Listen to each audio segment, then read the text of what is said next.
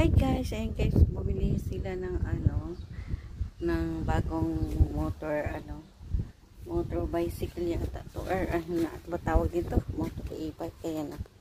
Ayan, ayan, bago nila yan, ayan. Pang paano dito sa island, ayan. Dami nila mga yung pang sports, ano ba yung tawag dito, yan, oh. Yan, bago sila guys, ayan.